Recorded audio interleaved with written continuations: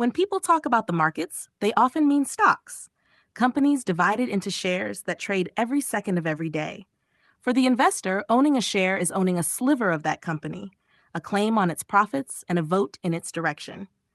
And on the Series 7 exam, equity securities form the backbone of the story. They represent ownership, risk, and reward, and the way capital fuels corporate growth.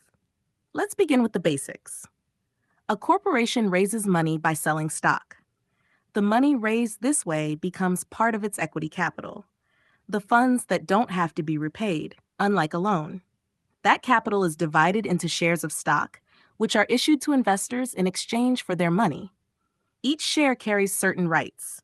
Shareholders have the right to vote, the right to receive dividends if declared, the right to inspect the company's books, and the right to receive a proportionate share of assets if the company is ever liquidated. There are two main types of stock: common and preferred. Common stockholders are the company's owners, the lifeblood of corporate equity. They take on the most risk, but also have the most potential for reward. If the company thrives, their shares rise in value and dividends can grow. But if it fails, common shareholders are last in line, behind creditors and bondholders, and behind preferred shareholders when assets are distributed. Each share of common stock usually gives its owner one vote per share. Those votes are used to elect the board of directors and to decide major corporate actions like mergers or stock splits. Most companies use statutory voting, where one vote per share is cast for each director position. A smaller company might offer cumulative voting, which lets investors concentrate all their votes on one candidate. Cumulative voting helps smaller investors increase their influence. When a company performs well and the board decides to share profits, dividends are paid to shareholders. These can be in the form of cash dividends, stock dividends, or sometimes property dividends. Cash dividends are the most common. They're declared by the board, and once declared, they become a liability of the company. For exam purposes, it's important to remember the timeline of a dividend. The date the board declares it is the declaration date. The record date is when the company checks its books to see who's entitled to receive it. The ex-dividend date comes one business day before the record date, and it determines who actually gets the dividend. If you buy a stock on or after the X date, you won't receive the upcoming dividend. Finally, the payable date is when the money is sent. In the days leading up to that X date, you might see a change in stock price. When a stock goes ex-dividend, its price typically drops by roughly the amount of the dividend because new buyers are no longer entitled to it. Stockholders can also be rewarded through stock splits or stock dividends. A stock split increases the number of shares while reducing the price per share proportionately. A 2-for-1 split, for example, doubles the number of shares and cuts the price in half. It doesn't change the total value of the investor's holdings, but it often makes the shares more affordable and liquid.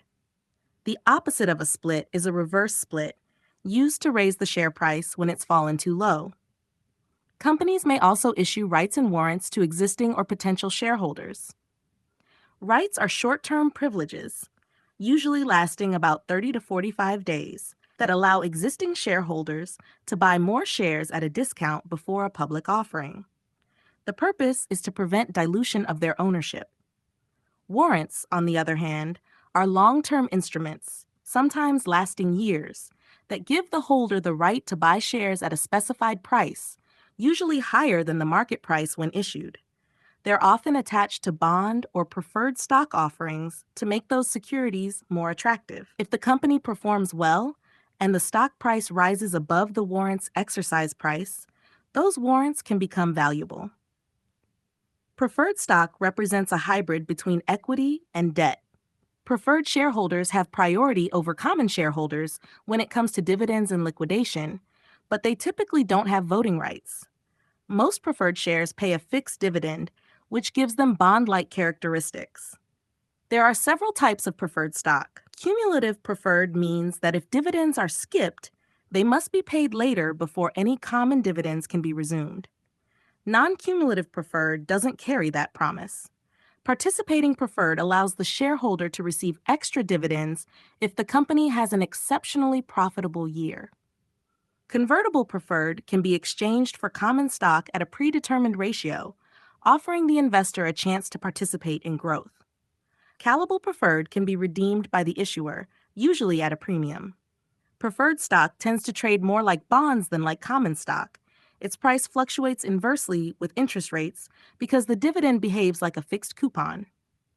Companies can also issue American Depositary Receipts, or ADRs. These are certificates that represent ownership of shares in a foreign company, but they trade on U.S. exchanges in U.S. dollars. ADRs make it easier for American investors to own foreign securities without dealing with currency conversion or foreign exchanges. They do carry risks, like currency fluctuations or political instability in the issuing country, but they simplify access to international markets. When investors receive dividends on ADRs, those payments are made in the local currency, converted to U.S. dollars, and distributed by the U.S. Depositary Bank. Taxes may be withheld by the foreign government, but investors can usually claim a credit for those taxes on their U.S. returns. Every corporation also has a specific capital structure, the balance between its long-term debt, preferred stock, and common equity.